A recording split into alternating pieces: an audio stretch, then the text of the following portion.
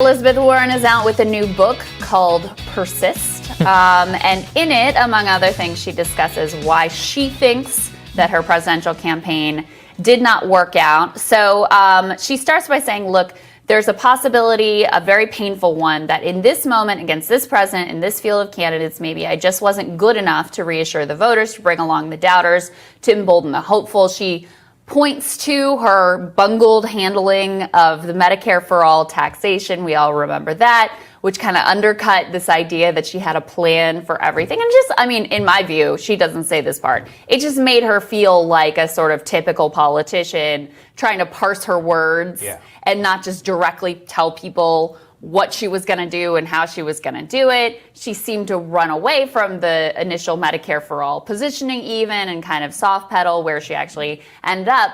But she also, without directly saying that sexism is the reason she lost, seems to very strongly suggest it. I'm reading now from the New York Times report on the book. They say frank discussion of her gender and the obstacles it poses runs throughout the 304-page book. She never attributes sexism directly for her loss, but she provides plenty of evidence that it remained a serious factor in the race. Stories of discrimination against women run throughout her book as she recounts the struggles of her own career trajectory and offers prescriptions for changes. Again and again, Ms. Warren suggests Democratic voters were wary of nominating a second woman, fearing another defeat to Donald Trump. So again, she doesn't come out and say it, but she strongly suggests Democratic primary voters were too sexist to vote for her. Warren seemed like she might have a shot at it, but when she mishandled her stance on Medicare for All and came off just looking like any old other typical politician, that was really kind of it for her. And then the nail in the coffin was when she came after Bernie and said that he was sexist and had suggested that a woman can't win. That was really the end of her campaign as a going concern. It's because most people, especially Democratic voters, he had one of the highest favorability rates. Yeah, even people who didn't vote for him. People were just like, I don't believe you. Yeah, I mean, and that really was. And I don't believe it either. I don't believe it for 1 second. And I don't think any of you should, based upon her long track record around this entire issue. Here's the other thing. It's very illustrative about how her campaign came to be about nothing. Yeah. I mean, here's a person who had a real track record, deep experience coming into politics not because she wanted her own self-aggrandizement, but because she cared about these issues of like families and bankruptcy and the middle class and people being able to support themselves and support a family, going after Joe Biden for his carrying water for the credit card companies. And then when you're actually running for president, your critique is about something Bernie said that you found off-putting in a private conversation versus what Joe Biden has actually done over decades within his career, something she said nothing about during her campaign. Well, and here's the thing that's, sad, I guess, depending on how you look at it, is clearly she's doing that because she thought Biden had a good shot at winning. She wanted to be the VP or she wanted to be Treasury Secretary. Where are you now? Writing a book that no one's going to read wildly irrelevant to all of these conversations that are unfolding right now on issues that she has cared about in the past, things like childcare, things like universal pre-K, these massive packages that are being debated right now. Her voice is basically absent. She's become wholly irrelevant. Now that I've seen articles of like, oh, she's got a direct line to Biden. She's talking to him behind the scenes. Okay. Yeah. Congratulations. That's what you got for stabbing Bernie in the back and making sure a progressive couldn't win. Great job. There you go. Well, I think that she covered a shit ton of really important things. But one thing I just want to bring up, because I feel like nobody actually remembers this, or maybe everybody does remember this and it doesn't get brought up. As she's trying to vilify Bernie Sanders for being a sexist, let's look at Elizabeth Warren's own history of being problematic. So even if we accept that Bernie did imply that a woman couldn't be president, which I under no circumstances do I believe for a second. I think that I don't think that Bernie would ever say that. He tried to get her to run in 2016. Yeah, exactly. It doesn't make any sense. But in 1997, there was an article written about Elizabeth Warren where she allows them to cite her as the first woman of color hired at Harvard Law. This is like with her consent. She knows about it. Oh, she was actually recognized by Harvard Law as their first woman of color hired. Oh, that's even worse from what I knew. But that's in accepting that honor. And then to go on to find out that when she does take a Native American ancestry test, which always fucking happens. Guys, we live in Kansas City in the Midwest. I was literally sitting drinking coffee with my dog and my girlfriend in the morning time in the farmer's market. And this dude comes up and he's a white guy, right? And he starts talking to me about what kind of dog I have and all that kind of shit. He said, have you ever done the thing for your dog where you can find out what kind of dog it is? No, blah, blah. We start talking about the ancestry shit that you can do. He's like, growing up, my fucking family, they always told me that we were like 1/4 Cherokee. And I'm like, it's always fucking Cherokee. Okay. And they're like, yeah, dude, I took it. Not a fucking cent, dude. He was like, I'm more Asian. I have 3% Asian in my bloodline than I do Native American, which there wasn't any in there. I was completely, he was like, my dad said that his grandpa told him he was half. Like, how does this happen? Like, and I'm like, dude, people lie all the time because they have to try and Dude, I'm probably fucking less white than Elizabeth Warren is. You know what I'm saying? And that says a lot. Like, like she is not a Native American, and you're absolutely right. That is such a typical thing to do. It's such a like white person. Well, then if he's like still, holy shit! Thank you for that super chat. We really appreciate that, plebe. You guys are great and easy to listen to. We try to be great. We try to be easy to listen to. We're just honestly having a good time talking politics, and we really appreciate you guys listening. And thanks so much for that donation. Like I said, that really goes a long way in helping to fuel our content coming up, our documentary style shit that we're going to be making on the road. So thanks so much, plebe. We really genuinely appreciate that donation. Pronounced pleb, Gavin. Pleb. Plebe. I thought it was plebe. Pleb. I guess you're right. Who knows? Who fucking cares? But another thing that pisses me off about this narrative from Warren that it was sexism that tanked her campaign. Despite the fact that she was presented as and talked about by some as a lefty candidate in the 2020 primary, I remember no shortage of glowing media articles and coverage of Elizabeth Warren. Elizabeth capitalist to her bones, Warren. One after another, puff piece after puff piece. Meanwhile, Bernie Sanders, the male, was getting relentlessly smeared, and not because of sexism. You know, it's not obviously that's not what I'm saying. It's because he actually presented a threat to the establishment, to the corporate news, and all of their interests. Where Elizabeth Warren, they knew they could control, they knew they could pacify once she was in office. Anyway, I just thought it was telling how this is clearly not the reality. This is clearly not what it was. It was not sexism because the media covered her glowingly. Meanwhile, Bernie, they smeared viciously at every turn.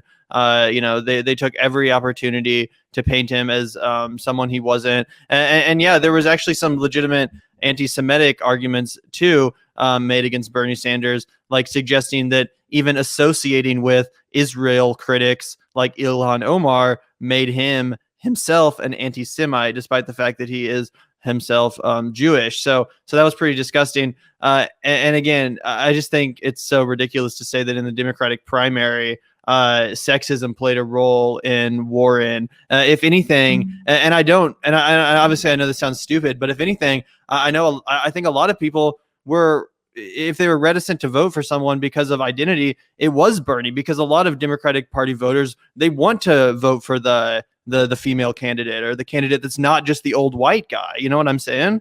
Yeah, and I think if there's any pushback that I have, and I think you would probably agree with this, is that if we were to look for a prime example of sexism in the Democratic primary, we could find it. I just think you find it in somebody like Marianne Williamson, who was treated with just about every single misogynistic trope that you can have hurled at you throughout the Democratic primary, that she's unserious, that she doesn't have the pedigree, that she's kooky, that she's a crazy woman, that she's people, they were even like, oh, she's a witch. Like, there's so many like crazy things that, and I'm not saying I agree with everything that Marianne Williamson has ever said, or that I would have even endorsed every single one of her policies, but the fact that they treated her like a lunatic, like a completely unserious, like all hopeful hippie, because she wanted to say, why are we calling it the Department of Defense? Why can't we have a Department of Peace and like reprioritize our priorities? That's clumsy, but you know what I mean. And when we spoke with her, we actually talked to her, and she was like, yeah, these things, it did hurt me on a human level. It did hurt to have, to be treated this way. I think you could, I think that would be a much better example of somebody who was cheated because of sexism, and a better example of somebody who was just a shit candidate that was a woman and lost from the same process would be somebody like Kamala Harris, who had, if she hadn't been picked up by Biden as potentially, as it was assumed, Amy Klobuchar had the Minneapolis things not happened. It was sort of thought that she might be the one that got the VP selection. But either way, whether you're talking about Amy Klobuchar or Kamala Harris, those are two women candidates that the media adored, but they were just fucking terrible candidates. They had no charisma. They had no base. They had no interesting policies. They were running on the status quo, and they just weren't that interesting, and they couldn't distinguish themselves in a crowded field. It wasn't because they were women. It was because they just couldn't compete politically. And to be fair, nobody could compete politically with basically a walking corpse named Joe Biden once the media decided to get put some wind between his sails. And I think that's the biggest takeaway for all of us. Yeah, 100%. And it just really sucks that when that became apparent, Elizabeth Warren was not on the right side of things. She was complicit in that strategy, essentially by the establishment for everyone to get behind Biden, and then Bernie and Warren split the left vote. So unfortunately, that ended up happening. And I think Kyle speaks to this well, so we can take a look at some of this. Elizabeth Warren is out with a new book. Actually, I'm not sure it's out yet, but some people in the media got a copy early. And it appears just as insufferable as you would think it is. So here's The Hill reporting on it. In her book, Warren largely attributes her loss to a flailing effort to explain how to pay for Medicare for all, according to the Post. She also says that she had to run in the shadow of former Secretary of State Hillary Clinton, there's a typo there, and Martha Coakley, who unsuccessfully ran for Senate in 2010. Quote, "I had to run against the shadows of Martha and Hillary," Warren said, suggesting that Democrats feared nominating a woman who might lose to Trump again. So, in her long book, by the way, she totally dodges the topic of the smearing of Bernie Sanders that she did, where she basically implied that he's a misogynist. She totally dodges that, which I think shows that deep down she feels bad about what she did to somebody who was supposed to be her friend. By the way, too, I wanted to comment on this whole notion that Elizabeth Warren had to run against the ghost of Hillary Clinton, which is this asinine bullshit. Or this other fucking lady that nobody's ever heard of, Martha. Specifically Hillary Clinton. Let me make my point, which is that Bernie Sanders actually tried to get Elizabeth Warren to run against Hillary Clinton in 2016. Bernie Sanders came to Elizabeth Warren and said, "Hey, I realize the optics aren't going to be great if me, an old white dude, decides to challenge Hillary Clinton, who already is being circled around as the first female president and this progressive Democratic nominee and all this stuff." Elizabeth Warren said no. She didn't want to buck the orthodoxy. She didn't want to ruffle the feathers of who everyone assumed, again, was going to be coronated, Hillary Clinton. But Elizabeth Warren had her chance. She could have run against Elizabeth Warren, and she probably would have won. That primary would have been easy. Elizabeth Warren would have been bringing the policy against Hillary Clinton's terrible platitudes. And even though Elizabeth Warren isn't, the most charismatic or the greatest politician ever, against Hillary Clinton, rather, it would have been, she would have wiped the floor. And again, this is before she's revealed herself to essentially be a fraud and a sellout. So she was still thought of as more of a populist, more of a anti-establishment lefty crusader, someone who was really smart on economics, for example. So she missed her opportunity. So for her to now, to wait, then smear the person who did have the balls to go up against Hillary Clinton and who did have the balls to actually challenge the Democratic Party orthodoxy, and then to come around and instead of you acknowledging that he's now the leader of this movement, you challenge him. And then when you lose, you say, "Oh, well, I was up against the ghost of the person who the guy I smeared tried to get me to run against." Yeah, I think that's all. I think that's all 100% on point. And I would add that this Martha Stokely person that she's trying to, the average person doesn't know who the fuck that is. Like, I don't even know who the fuck that is. Like, that's not a person that you're not running against that person's ghost. Like, that's just a complete obfuscation, right? So I just thought that was completely ridiculous. It's so dumb. But anyway, we can keep finishing the clip. But so the two reasons she gives as to, hey, here's why I lost. Her stance on Medicare for all. Now, she doesn't, by the way, say, oh, what I should have done is been more unapologetically in favor of Medicare for all, and went with the Bernie line, which was, yeah, your taxes are going to get raised, but You're not going to pay any private taxes anymore to a corporation, to a health insurance company. So you're going to net save money. Better care and you save money. She doesn't say that's what I should have done. So it's up to you to try to determine what she thinks the solution is on that front. So is that one of the reasons she went down in the polls? Probably.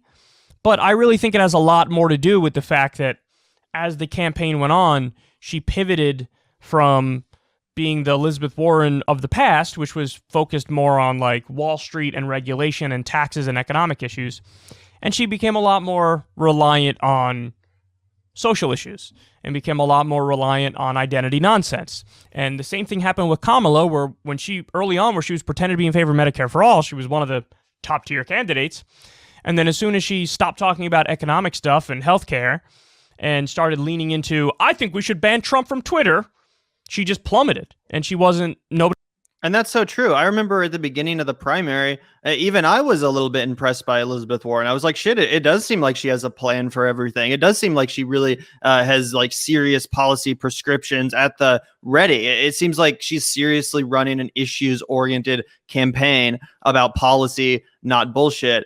And as the primary went on, just like Kyle said, it slowly but surely all dissolved and became completely about I'm a woman and look how, groundbreaking this is and all that stuff, which is great. I mean, that can certainly be part of your message for sure. But I think it really happened at the expense of a lot of the policy substance.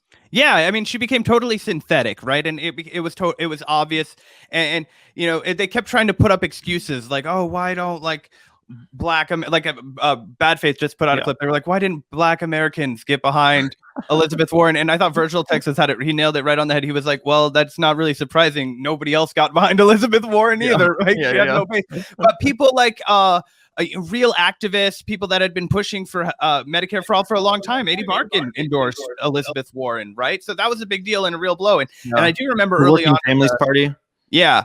And I do remember early on when you and I were first looking at polls and Elizabeth Warren hit her peak that like October, like a year out, 11 months out from the election, that she was polling at the highest she ever did. And we were like, damn, is she really going to do something that, thwarts Bernie?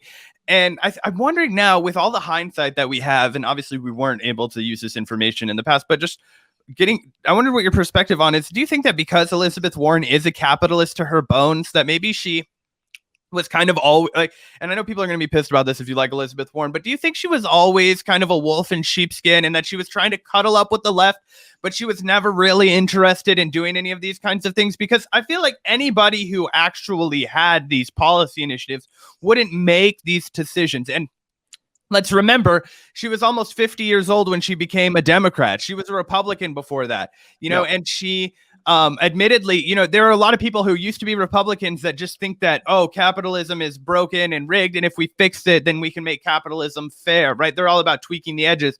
They don't understand that this is a system that needs to be fundamentally transformed, right?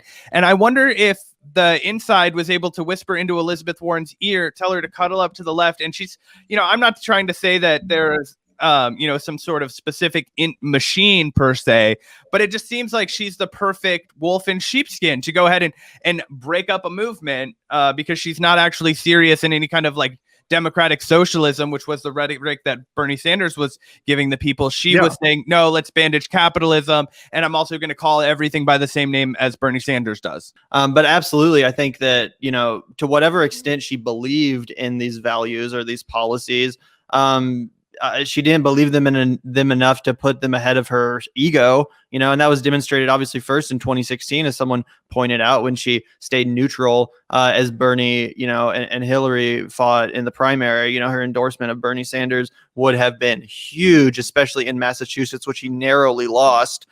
She came in third place.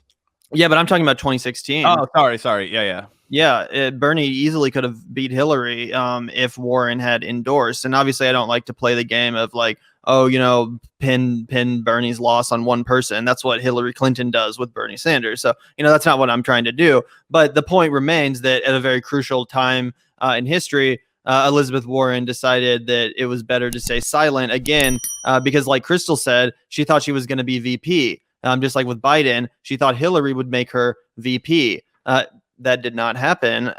But again, she fell for it once again in 2020 by putting her ego ahead of her values when push came to shove. When the time came and it was obvious that it was going to be either Bernie Sanders or Joe Biden who became president, she decided that her campaign was more important, that her ego was more important than these policies. When one candidate was promising to deliver on at least a similar set of policies to her, and the other was the guy who she basically defined herself in opposition to when she arrived on the scene.